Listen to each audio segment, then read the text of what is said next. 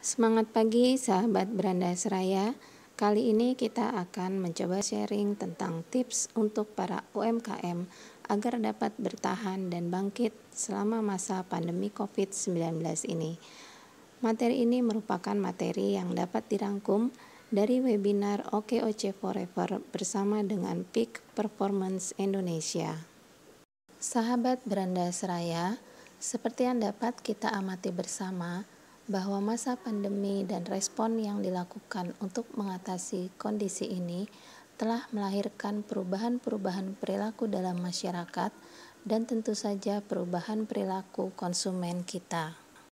Jika kita ingin bertahan dan bahkan ingin tetap berkembang, maka tentu saja kita harus memberikan nilai-nilai baru pada produk yang kita tawarkan. Tentu saja yang sesuai dengan kebutuhan baru yang lahir dari perubahan-perubahan perilaku tersebut. Apa saja perubahan perilaku yang terjadi? Secara umum dapat kita identifikasi 4 hal. Yang pertama adalah go virtual. Kita mulai menyesuaikan diri dengan mengoptimalkan banyak aktivitas kita lewat media virtual, termasuk berbelanja produk kebutuhan kita. Yang kedua, karena penghasilan yang berkurang dan kondisi yang belum tentu kapan berakhirnya ini, maka kita mulai melakukan penghematan dan melakukan prioritas pemenuhan kebutuhan pada kebutuhan mendasar seperti makanan, minuman, dan kesehatan. Yang ketiga, kebijakan untuk bekerja dan belajar dari rumah telah mengembangkan gaya hidup baru dari rumah yang memerlukan penyesuaian-penyesuaian baru. Dan yang terakhir, kondisi pandemi yang menimbulkan banyak korban jiwa juga telah mendorong masyarakat kita untuk menjadi masyarakat yang lebih berempati dan memiliki kepedulian sosial. Lalu, dengan kondisi seperti ini, maka apa saja tantangan yang kita hadapi saat ini sebagai pelaku bisnis atau UMKM? Ya, kita bisa sebutkan satu persatu, mulai dari perekonomian yang menurun, tidak saja di lokal tapi juga secara global, kemampuan kita untuk beradaptasi dengan kondisi ini, sampai dengan situasi-situasi internal di dalam usaha kita sendiri. Banyak sekali tantangan yang mesti kita hadapi. Kita harus optimis bisa menghadapi tantangan ini. Hal pertama yang bisa kita lakukan adalah mencoba memilah dan menganalisa mana tantangan-tantangan yang disebabkan oleh faktor-faktor yang ada di dalam kendali kita dan mana tantangan-tantangan yang disebabkan oleh faktor-faktor di luar kendali kita. Resesi ekonomi, kondisi pandemi yang berkepanjangan, daya beli masyarakat yang menurun adalah contoh faktor-faktor yang ada di luar kendali kita. Sedangkan mindset entrepreneurship, ilmu dan keterampilan yang kita miliki, aset-aset yang kita miliki adalah contoh faktor-faktor yang ada dalam kendali kita. Untuk hal-hal yang di luar kendali kita, yang harus kita lakukan adalah beradaptasi. Sedangkan untuk hal-hal yang di dalam kendali kita, yang dapat kita lakukan adalah bertindak langsung. Action. Nah, tips yang pertama adalah fokuskan diri pada hal-hal yang bisa kita kendalikan. Tips yang kedua, hitung angka aman, berapakah omset Anda untuk dapat bertahan. Pilah-pilah kembali, cek dan analisa lagi mana biaya yang tidak penting, mana pembayaran rutin, cek piutang dan aset, dan bagaimanakah rencana pengeluaran kita. Kita wajib melakukan program efisiensi, memotong biaya-biaya operasional. Sekali lagi, kita wajib punya program efisiensi. Cek kembali apakah masih terjadi pemborosan, bagaimana biaya operasional di lapangan, bagaimana biaya operasional di kantor, apakah masih banyak produk reject, produk gagal, produk yang diretur, salah order, salah kirim, dan lain sebagainya. Tips yang ketiga adalah Tetap pertahankan pemasukan dari bisnis utama. Walaupun misalnya bisnis utama ini sedang menurun karena tidak sesuai dengan kondisi pandemi, tapi tetap cari terobosan baru, cari cara-cara yang berbeda yang masih bisa mempertahankan pemasukan.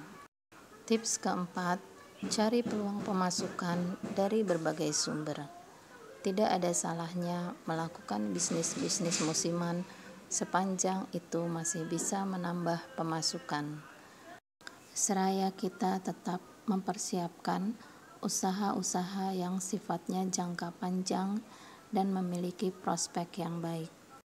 Ada baiknya kita mengingat kembali definisi entrepreneurship untuk memantapkan mindset kita sebagai seorang entrepreneur, di mana entrepreneurship adalah proses atau kegiatan kreativitas dan inovasi untuk menciptakan perubahan dengan memanfaatkan peluang dan sumber daya yang ada untuk menghasilkan nilai tambah bagi diri sendiri maupun orang lain untuk memenangkan persaingan. Kata kuncinya adalah kreativitas dan inovasi, peluang dan sumber daya yang ada, menghasilkan nilai tambah untuk memenangkan persaingan. Tips yang kelima adalah fokus melakukan aktivitas penjualan, di mana hasil penjualan yang besar adalah hasil kali dari kuantitas dan kualitas aktivitas. Makin banyak aktivitas yang dilakukan dengan kualitas yang baik, maka hasil penjualan akan semakin besar. Sehingga penjualan adalah bagaimana memainkan angka aktivitas. Tips yang keenam adalah berani melakukan cara-cara yang baru dan berbeda, melakukan terobosan-terobosan yang baru dan berbeda untuk menjawab perubahan-perubahan yang ada yang tentu saja telah menciptakan perbedaan-perbedaan dari kondisi yang ada sebelumnya. Strategi promosi yang wajib dijalankan saat ini, yang pertama adalah iklan, sudah pasti di semua media yang dapat kita jangkau. Yang kedua adalah penjualan personal, ini juga tidak boleh dilupakan. Engagement dengan customer, baik yang baru maupun yang lama, maupun dengan calon-calon pelanggan yang baru, mesti terus ditingkatkan. Yang ketiga adalah kerjasama dengan media sebagai mitra kita dalam berpromosi. Yang keempat adalah program promosi penjualan. Kita harus membuat program promosi yang benar-benar menarik sehingga dapat meningkatkan penjualan. Ada banyak contoh yang sudah dilakukan dan memberikan hasil yang baik yang dapat kita tiru untuk meningkatkan promosi dan penjualan. Kita bisa gabung dengan Google My Business. Kita bisa melakukan program pemberian sampel, memberikan cashback, membuat program buy one get one, memberikan diskon lifestyle. Kita bisa mengadakan loyalty program, memberikan hadiah atau bonus kepada pelanggan-pelanggan yang setia pada produk-produk kita. Kita bisa mengadakan flash sales, menjual produk dalam jumlah terbatas dengan waktu yang terbatas dengan harga atau diskon yang besar. Kita dapat memberikan voucher atau kupon, gratis ongkir, garansi pengembalian, dan program lainnya. Banyak yang dapat kita lakukan. Sedangkan untuk strategi promosi yang baru yang menjadi tren di tahun 2021 ini, antara lain dengan strategi testimoni, freelance, gamification dengan memberi peringkat-peringkat pada pelanggan-pelanggan kita dengan menjadi member silver, gold atau platinum, kemudian dengan strategi SEO, dengan geotagging, dengan newsjacking, dengan live chat, kemudian yang sekarang dengan YouTube, podcast atau TikTok, banyak sekali perkembangan-perkembangan di dunia digital untuk program promosi yang dapat kita gunakan.